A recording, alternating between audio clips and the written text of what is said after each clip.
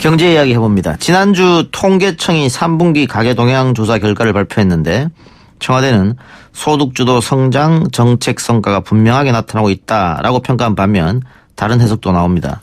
이 문제와 더불어 지난 20일부터 종부세 고지서가 발송되면서 보수 언론을 중심으로 종부세 폭탄론이 다시 고개를 들고 있는데 과연 그렇게 볼 수 있는지, 정부의 규제 정책 속에서도 서울 집값은 왜 뛰고 있는지 이야기 나눠봅니다. 한국경제산업연구원 산업정책연구실 박정호 실장 나왔습니다. 어서 오십시오. 예, 안녕하세요. 3분기 가계동향조사 통계청에서 발표한 자료인데요. 쉽게 이야기하면 일단 소득은 늘어났다. 1분위, 2분위, 3분위, 4분위, 5분위 조금씩 다 늘어난 것처럼 보이고요. 다만 네. 자영업자들은 소득이 줄었다. 이렇게 보면 되겠네요. 네, 구체적인 통계 수치를 좀 말씀드리면 1분위, 그러니까 하위 20%에 해당되는 숫자입니다. 하위 20% 같은 경우 137만 4,400원으로요.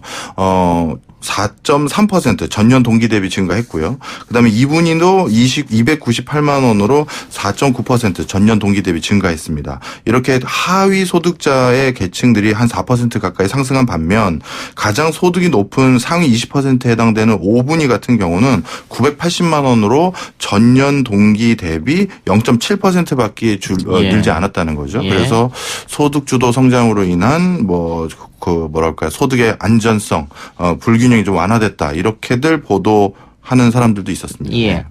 처분 가능 소득도 1분위, 2분위, 3분위 다 증가했습니다. 네. 예. 5분위만 약간 감소했고. 네. 예. 그래서 불평등이 개선됐다고 볼 수 있나요?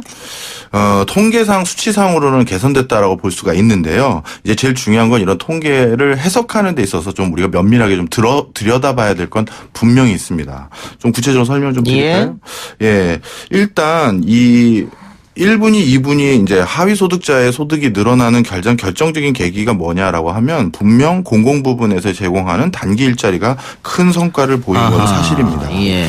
그런데 재밌는 건 뭐냐 하면 공공 부분에서 제공하고 있는 이 단기 일자리는요. 가장 왕성하게 경제 활동을 해야 되는 40대들에게는 아무 효과를 가져다 줄 수가 없어요. 그럴 수도 있겠죠. 예. 왜냐하면 이분들은 어떻게 보면 이제 가장이잖아요. 가장 돈을 많이 써야 되는 시기고. 그런데 이분들이 이렇게 단기 일자리에 해당되는 등하교 도우미라든가 문화재 지킴이 이런 주당 근무 시간이 36시간이 안 되는 이런 데서 일을 하다 보면 어떻게 되냐면 이 단순히 내 용돈벌이가 필요한 게 아니라 자신의 커리어 패스라고 해야 되나요? 직무 설계를 해야 되는 과정에서 직무 단절이 생겨버려요. 그럼 그 뒤에 뭔가 견실한 일자리를 얻을 찬스를 잃어버리게 되는 겁니다. 그러다 보니 정부에서 제공하는 공공 일자리라는 것이 노인들 만을 위한 일자리다 이렇게 얘기한 적 한 번도 없어요. 누구나 할 수 있게끔 세팅이 되어 있지만 그 과정에서 그 일자리에 더욱더 편하게 접근 가능한 분들은 그래 집에서 노느니 그거 하겠다라는 장년층들이 관심이 많은 거죠. 그러다 보니 이 결과는 어떻게 됐느냐. 장년층의 용돈벌이 일자리가 아니냐 이런 오명을 갖고 있는 건 사실입니다. 예. 지금 청와대는 소득 주도 성장의 정책 효과가 분명하게 나타나고 있다 이렇게 자평을 했는데 물론 1분위, 2분위, 3분위 소득이 다 늘었습니다. 네. 늘었습니다만 사업 소득은 다 줄어버렸거든요. 네. 그것도 정부에서 이야기한 것은 저소득층의 소득이 늘고 또 단기 직업을 갖고 있는 사람들의 소득이 늘면 그 소득으로 자영업자들의 물건을 많이 사줄 테니까 자영업자들도 늘고 이러면서 경기 선순환 이야기를 했단 말이죠. 근데 지금 사업소득이 줄어들었다고 하면 소득주도 성장 효과가 나타났다라고 보기 어려운 게 아니냐. 이게 보수 언론의 비판인 것 같아요. 예, 맞습니다. 일단 이것도 좀 구분을 해야 돼요. 그러니까 일단 단기 일자리로 인해서 기초생활을 간신히 유지했던 노인들에게는 분명 나름대로 또 하나의 기회를 드린 건 분명한 사실입니다. 그래서 노인 빈곤율 1위 국가에서 노인들에게 나름대로 유의미한 일자리를 주는데 성공한 것은 분명한 사실이지만 이것이 내수경제 활성화로 이어질 만큼 어떻게 보면 견실한 소득으로 누구의 주머니에 들어갈 수준까지는 아니었던 거죠. 대표적으로 좀 전에 말씀드렸던 30, 40대 같은 경우는요. 어떤 일이 생겼냐면 지난 25개월 연속 30대, 40대는 취업자 수가 계속 감소했어요. 지난 25개월 내내. 그러면 어떻게 보면 가장 소비 활동을 왕성하게 할 수 있는 계층들은 소득이 줄었을 뿐만 아니라 그것으로 인해서 직접적으로 사업소득 아까 줄어들었다고 말씀하셨는데 나홀로 자영업자들 있잖아요.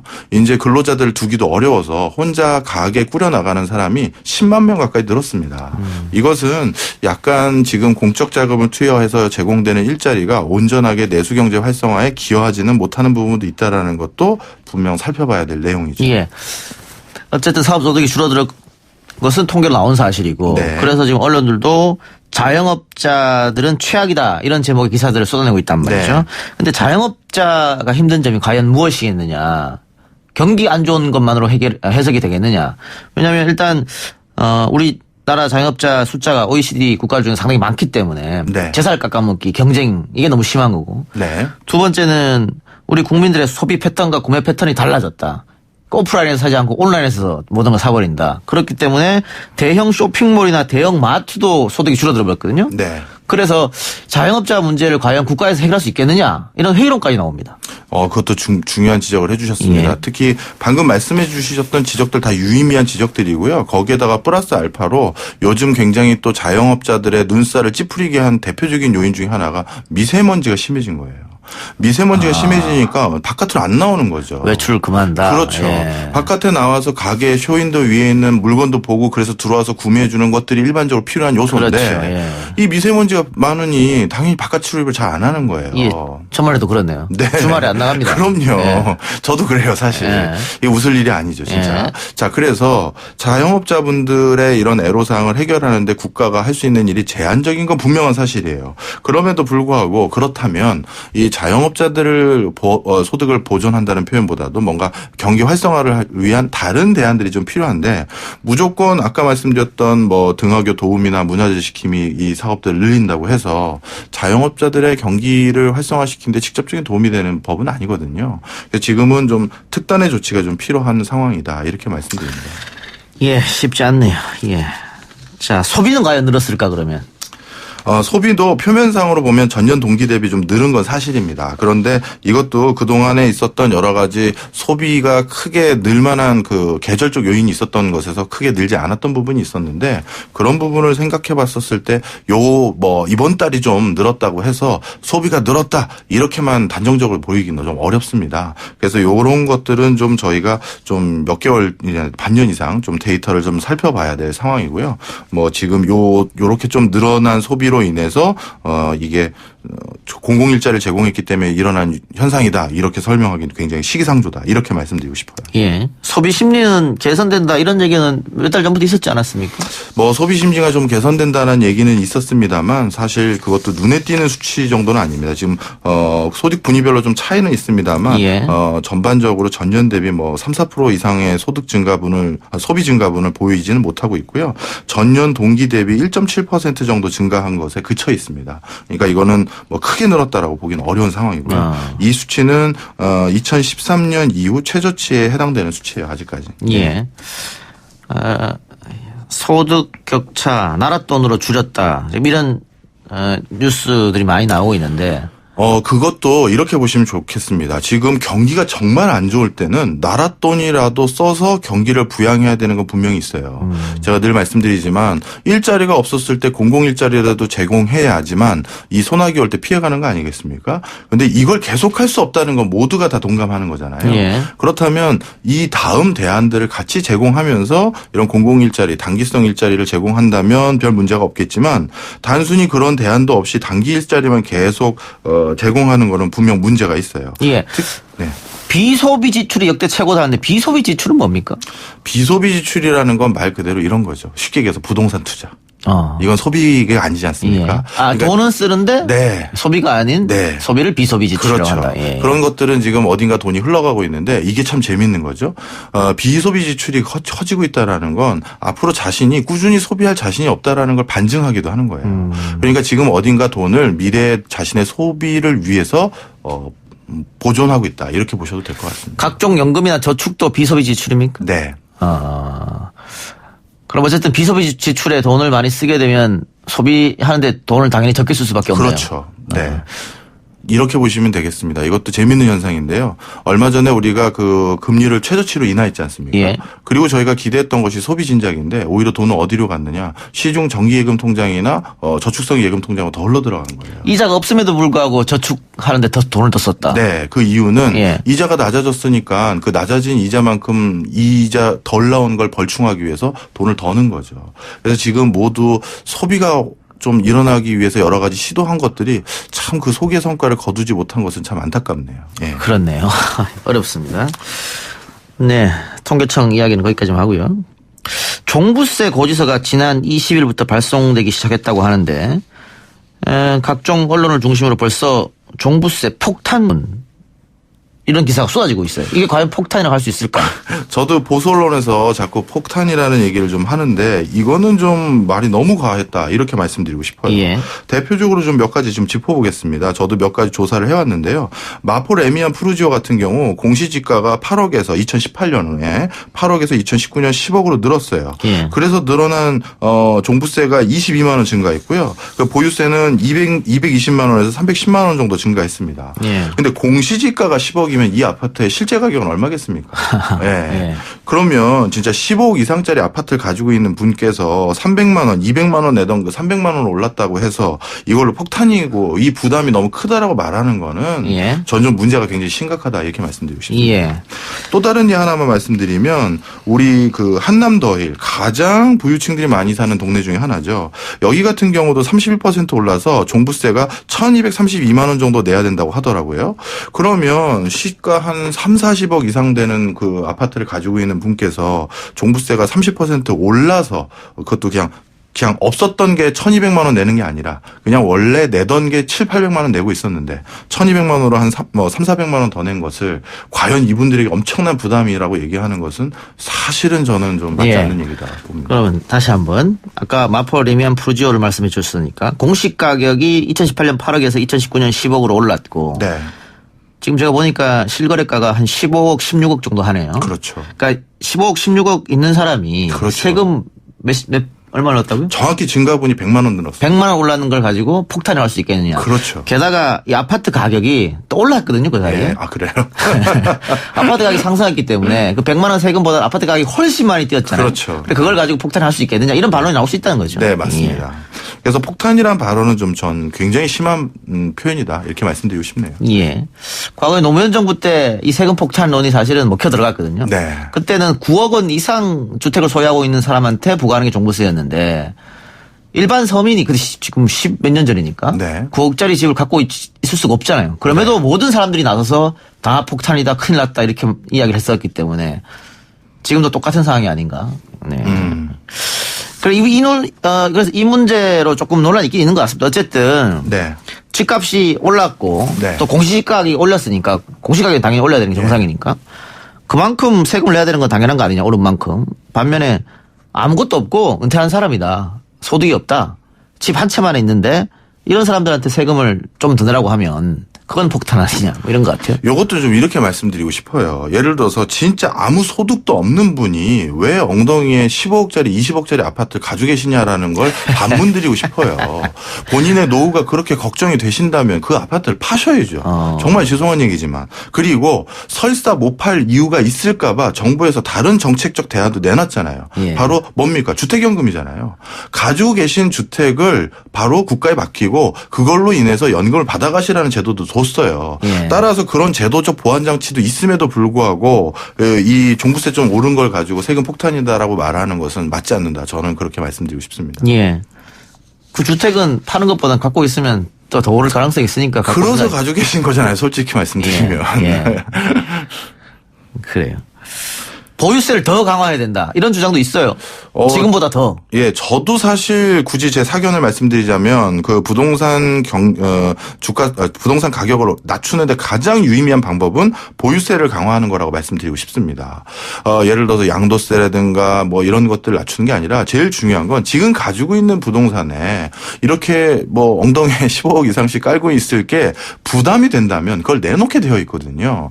그래서 사실 노무현 정권 때도 향후 20년 동안 보유세를 선진국 수준으로 굉장히 많이 올리겠다라고 공약을 했었었고 단계적으로 시행을 하려고 했었어요. 근데 그 이후에 여러 정권의 변화가 되면서 보유세를 선진국 수준으로 내실화 하는 거가 실패했죠. 예. 그러다 보니까 우리는 OECD 국가들 중에서 가장 낮은 수준에 해당되는 보유세를 가지고 있는 나라 중에 하나가 돼버린 겁니다. 그러니 쉽게 얘기해서 큰 그 무거운 아파트를 들고 있어도 부담이 안 되니까 들고 있는 거예요. 네. 그래서 저는 그 강남에 있는 아파트들의 가격들 그리고 또 나름대로 그렇게 아파트에 많은 자금을 쏟아붓고 있는 그 돈을 어떻게 보면 경제를 활성화시키고 투자나 고용으로 이어지게 만들려면 돈을 부동산에서 다른 데로 빼야 되거든요. 근데 많은 전문가들이 지금 실장님처럼 집값을 잡으려면 보유세를 더 강화해야 된다라고 얘기했습니다. 그리고 네. 문재인 정부에서도 그렇게 하겠다고 얘기했는데 결국은 얼마 안 올린 걸로 타협을 받다 그래야 되나요? 그렇죠. 왜 그런지는 아실 거 아니에요. 예. 표를 의식하는 거예요. 모든 정권에서 다. 이게 보유세를 올리겠다고 하는 순간 세금 올리는데 누가 표를 주겠습니까? 그러니까 야든 여든 모두 이거에 부담을 갖고 있는 겁니다. 예. 지난번 정부가 8.13 종합대책입니까? 내놓고 나서 집값이 조금 잡히는 모습을 보였습니다. 근데 지금 다시 뛰고 있는 모습이 또 보이거든요. 네. 부동산은 어떻게 안 잡히는 겁니까? 어떻게 된 겁니까? 아유, 이게 저도 마음이 좀 아파요. 저도 분양가 상한제나 뭐나 이런 것들에 대해서 사실 얼마나 효과가 있을까 의구심은 좀 갖긴 했었습니다만 그런 개인적인 의구심과 상관없이 정책적 효과가 발휘돼서 이 부동산이 좀 잡혀주길 바랬었는데 이게 좀 쉽지 않은 구조가 좀 있습니다. 점점 이제 경제 불확실성이 높아지면서 안전자산에 대한 선호도가 너무 높아지는 거예요. 예. 특히 요즘 들어서 제가 현장에서 더욱더 목격하는 현상 중에 하나는 지방의 집값은 떨어지고 있는데 서울과 수도권 그리고 부산 일부 지역의 아파트 값은 더 올라가고 있거든요. 그 과정에서 지방에 살고 계신 분이 서울에 땅 투기하러 오시는 거예요. 아파트 투기하러. 왜냐하면 뻔히 보이는 거죠. 우리 동네, 우리 구는 인구가 30만 명에서 9만 명으로 줄었다. 예. 앞으로 더 줄 것 같다. 예. 그럼 내가 이 동네에 가지고 있는 건물, 아파트 이거 시세 점점 떨어지게 뻔한데 예. 언젠가 우리 애들에게도 집장만 해줘야 되고 우리 애 대학 갈 때 뭐래도 집이 하나도 하나 있어야 되니 서울에 또 원정 투자하러 오시는 거예요. 지금은 기존의 자금뿐만 아니라 지방에서 넘어오는 이런 자금까지 해서 더욱더 서울과 수도권 일부 지역의 아파트가 더 고공행진을 하고 있고요. 정부가 다양한 정책으로 이걸 누르는데도 불구하고 구조적으로 자꾸 이렇게 수요가 더 많아지기 때문에 오를 수 있는 요인도 굉장히 크다 이렇게 말씀드립니다. 아니 그러니까 서울은 결국은 수요가 많다. 수요가 끊이지 않는다. 네. 지금도 서울 인근 지역에 사시는 분들은 직장은 서울에 있는데 집값이 너무 비싸니까 인근으로 가는 거 아니겠어요? 네. 언제든지 오고 싶어 하겠죠. 그러면 수요가 그만큼 있는데 서울 집값이 떨어지겠느냐. 서울 집값은 계속해서 오를 것이다. 뭐 이런 거. 그런 주장을 많이 하고요. 네. 우리의 약간 인구 구조상 미래를 볼 수 있는 게 일본인데 일본 전 국토에는 860만 호의 빈집이 있어요. 860만 호입니다. 근데 재밌는 건 매년 12만 명씩 계속 동경권으로 유입을 해요. 그 얘기는 무슨 얘기냐. 동경권이면 우리를 어디겠어요. 서울이죠. 서울하고 예. 수도권이죠. 예. 그래서 우리도 앞으로 그 일이 계속 일어날 것 같아요. 지방은 점점 빈집이 늘어나고 서울은 점점 사람들이 몰리고 이런 현상이 생길 것 같습니다. 지방은 공동화, 서울은 집중. 네. 그래서 얼마 전에 답답하네요. 우리나라에서도 재밌는 특이한 현상이 생겼어요. 전라도에 있는 모 지자체에서 초등학교가 폐교 직전이었습니다. 그 초등학교를 살리기 위해서 여기 초등학교에 자녀를 보내면 그 근처에 집을 주는 그런 혜택을 준다고 했었는데 이게 일본에서는 진작부터 했거든요. 예. 지방으로 이사를 오면 그냥 등기부등본을 그 집 사람, 이사 온 사람 소유로 바꿔줘요. 예, 네. 그렇게까지 하는데도 매년 12만 명씩 동경으로 들어오고 있습니다. 그럼 쉽게 생각해서 공급을 늘려라 더 네. 서울에. 네. 그럼 해결되는 거 아니냐. 그렇죠. 그런데 이제 문제가 뭐냐면 예. 공급을 늘릴 땅이 현재 없다. 없다는 거죠. 그리고 공급을 늘리려는 세력들이 대표적으로 우리나라에서 자가 거주 비율이 제일 낮은 아파트. 그러니까 집주인이 안 사는 아파트. 예. 그게 제일 비율이 낮은 데가 음아파트예요. 아하. 그러니까 음아파트에는 집주인이 거기 거주하는 비율이 10%도 안 됩니다. 이게 다 뭐겠어요? 투기 수요로죠. 그런 투기 수요의 붐을 부화내동해서 재건축 재개발해가지고 종상향해가지고 지금 15층, 20층 안 되는 아파트를 3, 40층대로 올리면 분명 공급은 늘 거예요. 근데 그 과정에서 이것은 자칫 잘못하면 또 다른 투기 세력에게 좋은 본보기를 주기 때문에 건전한 부동산 문화 이걸 해친다고 생각해서 이러지도 못하고 저러지도 못하고 그러고 있는 상황이죠. 예. 당연히 가격은 엄청 뛸 테니까 그렇게 그렇죠. 재건축을 하면 네. 불로소득자가 또 엄청 늘어나겠죠. 그럼요. 쉽게 얘기해서 로또 당첨되는 거예요. 예.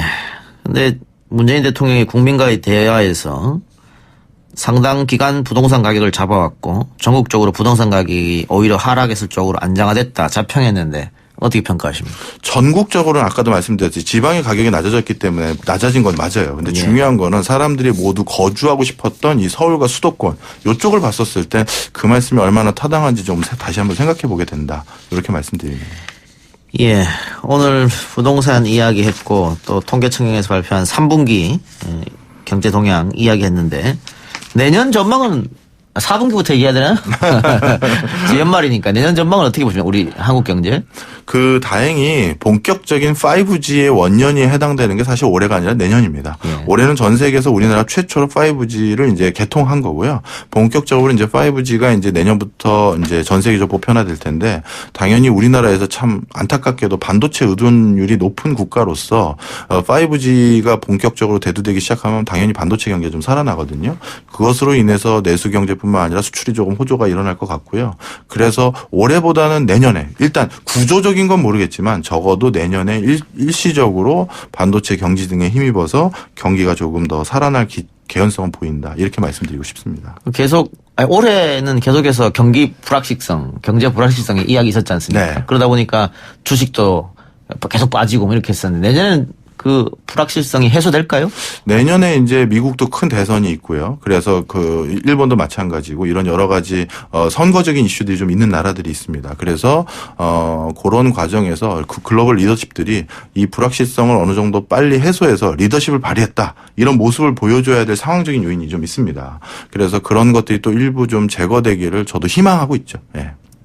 938 하나님께서 한 가구 3주택 정도는 투기로 보고 누진세를 매기면 매물이 풀리지 않을까요? 이렇게. 저도 좀 공감은 하는데요. 정서상 쉽진 않더라고요. 예. 예. 그걸 과연 어느 분이 해 주실지 궁금합니다. 그것도 펴입니까? 예, 알겠습니다. 부동산, 여러 가지 얘기가 나오고 있습니다만은 또 전문가들이 또 정부 당국자들이 여러 가지 정책을 만들고 있으면 쉽지는 않네요. 네. 그래요. 알겠습니다. 오늘 경제 이야기는 여기까지만 듣겠습니다. 한국경제산업연구원 박정호 실장이었습니다. 고맙습니다. 네, 감사합니다.